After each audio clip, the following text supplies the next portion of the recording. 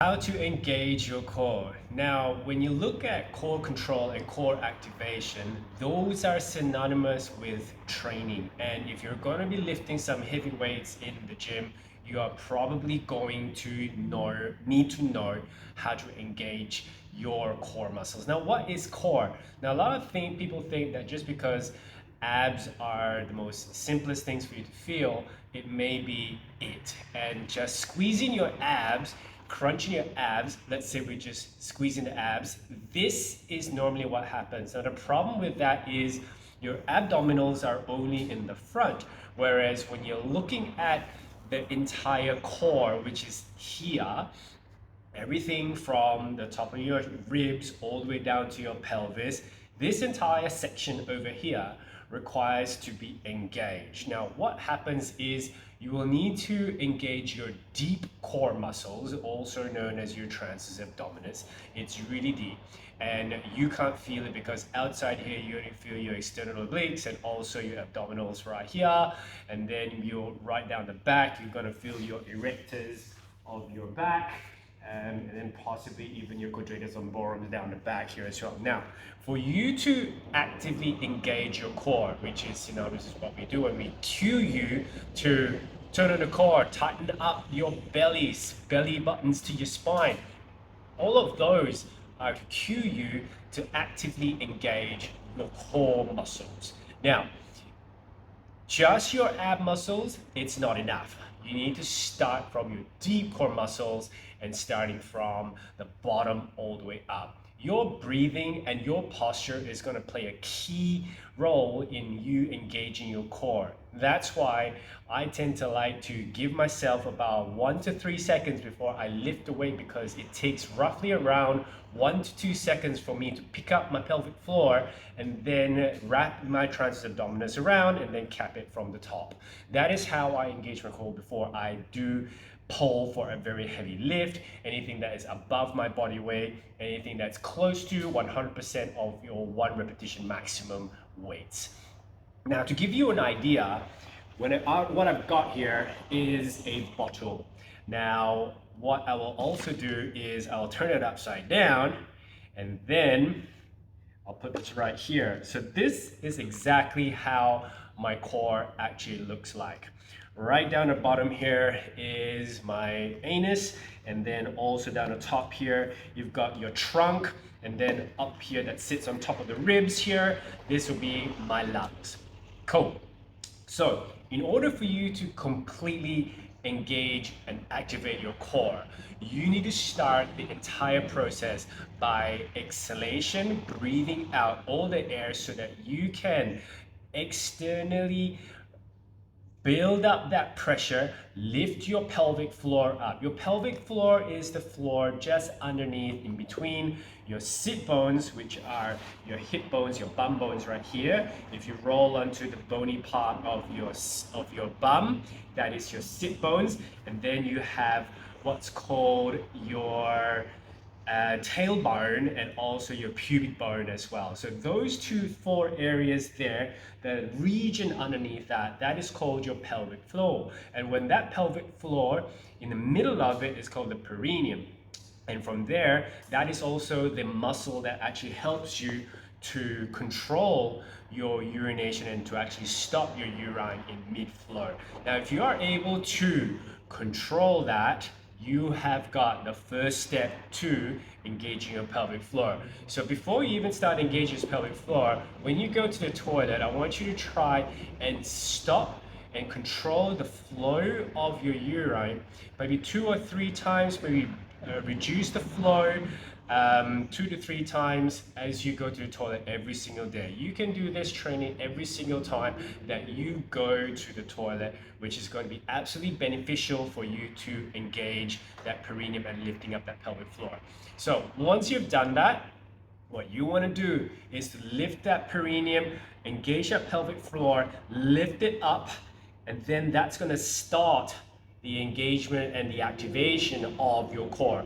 Next up, you're going to actually bring your transverse abdominis and engage those muscles to actually wrap around tight in the midsection of your trunk right here. And then once you do, You've got everything else on the outside, which is your abs, your external obliques, your spine. Engage those as well. Everything around here needs to feel tight. So if you take your finger and you start poking around, you're gonna feel tightness in through every bit of muscle around your trunk area. And then finally, for you to complete that core activation sequence, you need to take a deep breath in and hold it there.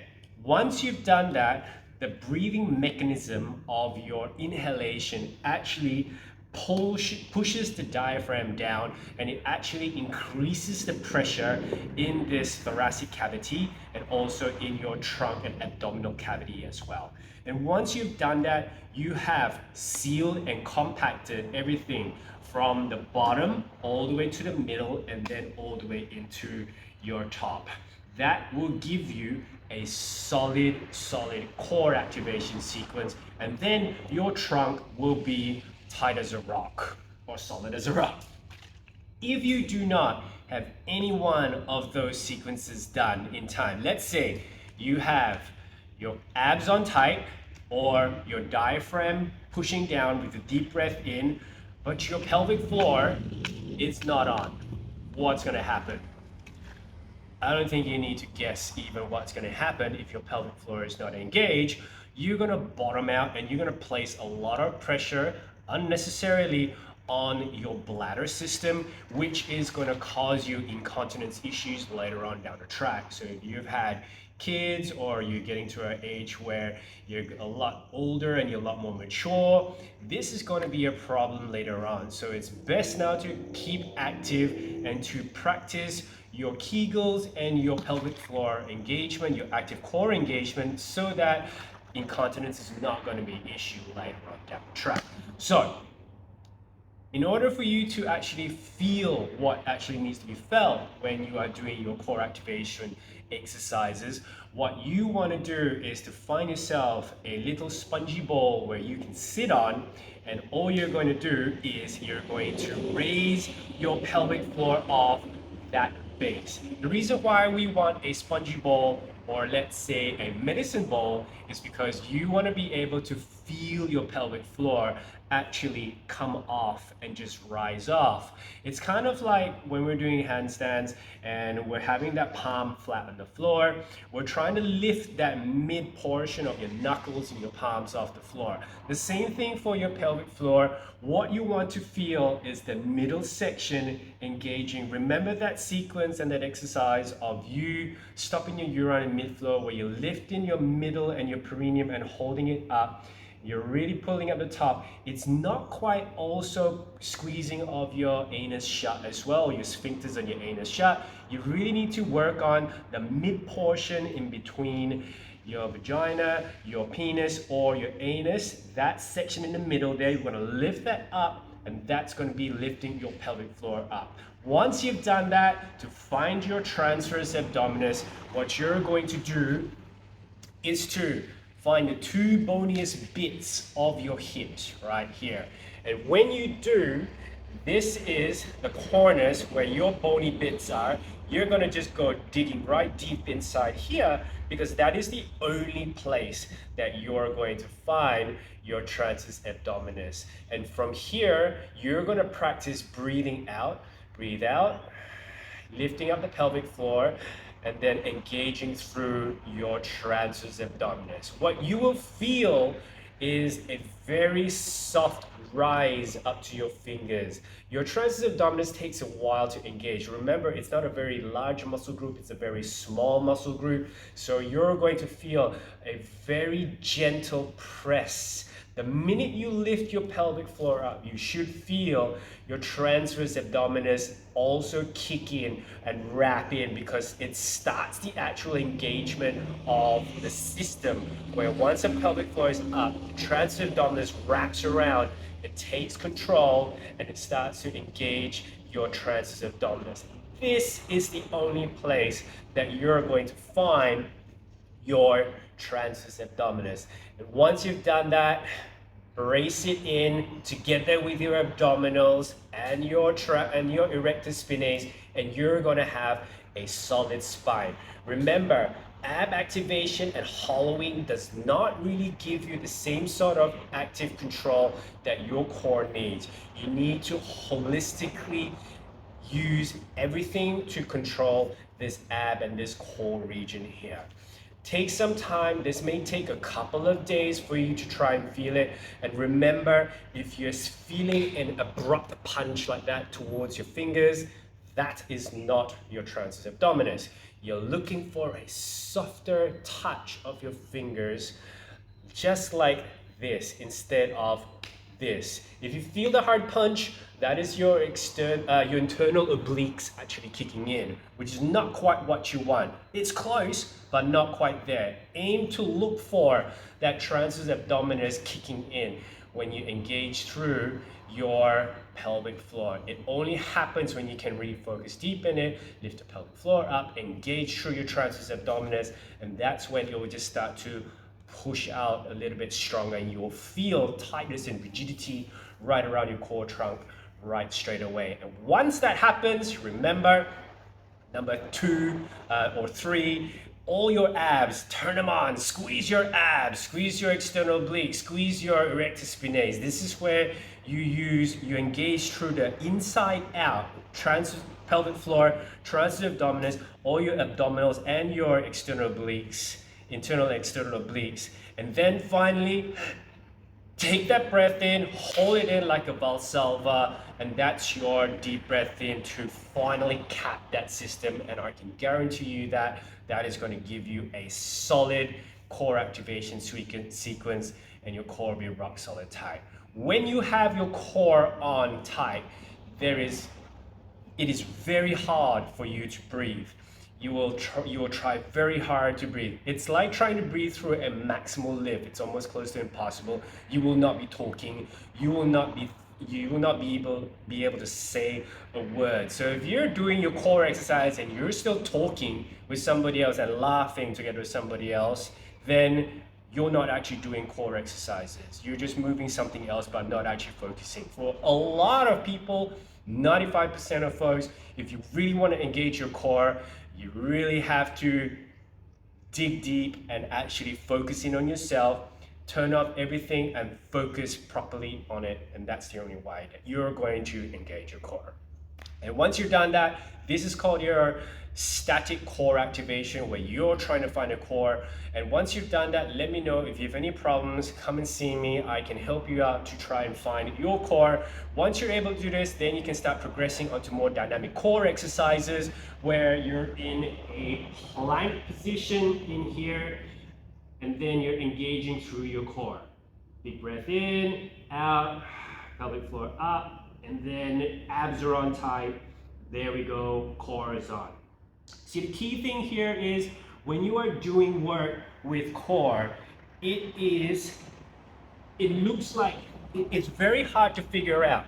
You really cannot see and you really cannot tell until something really drastic happens, yeah? It's something where I can coach you as a coach, but it is really up to you to actually try and engage that deep core muscle yourself. So I hope this helps with your core activation sequence. And then once you've done little simple things like a push-up plank with core activation, then we can bring it down into a plank or a hover, where we're in this position here.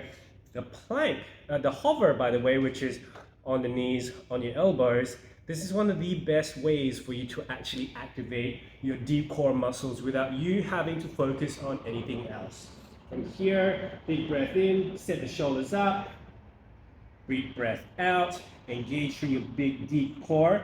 You might feel sometimes also your glutes actually kick in a little bit, and that's not what you really want. You want to still stay focused on your pelvic floor, the region in between your hip bones. That's where you want to focus. From there, abs are on, TAs are on, pelvic floor is up already, abs are on, and then we slowly lift the hips off the floor. That's where the dynamic movement of the hips are, and that's what's called the dynamic core exercise, where you're into the plank. But then once you hold it steady there, it becomes a more static exercise right here. But we start to dip and then bring it back up off the top again.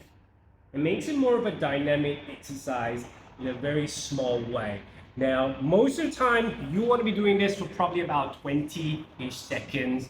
Not a lot of folks can actually hold the elbow plank for more than about 30 seconds.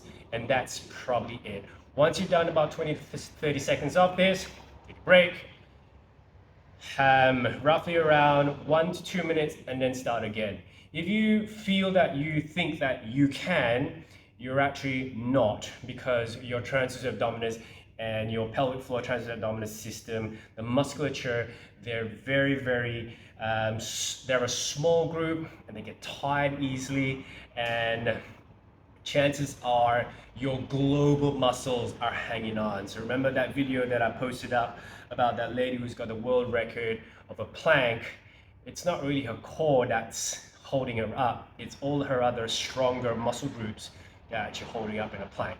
So try this little sequence in here. Try to start by determining where your transverse abdominis is. That's the most important thing. Once you can, you want to try and control that together with your breathing so that you are able to do some of your heavy lifting that you are going to be doing. And once you spend about 5 minutes a day trying to engage your core, release, engage, release, engage, release. And that's the most important thing about the exercise. You want to try and do about 3 to 5 reps of engage, release, and then you want to do about 5 to about 10 sets of that at a time. You can do this anywhere, anytime, but it requires you a little bit of focus. Try not to do this while you're driving or you're reading a book or you're looking at or you're concentrating on something else. It's really important to sit in a little space, 5-10 minutes. Maybe you're having a smoko, and take that time out and just focus in on yourself and do your core exercise, a core activation exercise. And you can start anywhere, anytime, and this is going to be beneficial for you, because when it comes to the gym activities that you're going to be doing, you're going to need to be able to turn on your core like a flick of a switch, ready to activate 100%, because when you're going to be doing that barbell back squat that you're going to be squatting, you're going to be racked up, loaded, and then you're going to turn that core on, because I'm going to be in your ear, and that's when you need to switch it on, power through your movements, finish, and then rack it up as well. And so that's what I want you to think about for your next month. That's what you're going to work on. This is going to be the start of your active core control. I'm happy to post up some more videos so that you are going to be comfortable with all of the core activation exercises and some core exercises as we go along. Let me know if you have any questions about how to activate your core, because I think this is very crucial and it's something that is not really taught in mainstream about how to turn on your deep core muscles. Oftentimes, it's probably only just brushed across as turn on your abs, squeeze your abs. The cue is that, but it's deeper than just cueing you for squeezing your abs, or even bracing, or even squeezing your belly button in. Remember, it's pelvic floor up, transverse abdominis around the top, and then the deep breath in. That's gonna give you a solid cylinder trunk, and that mid-abdominal pressure is going to be solid enough for you to lift a lot of weight for whatever weight that you're going to lift. I hope this video helps. Let me know if you need any more help in the comments below. Thanks very much for watching.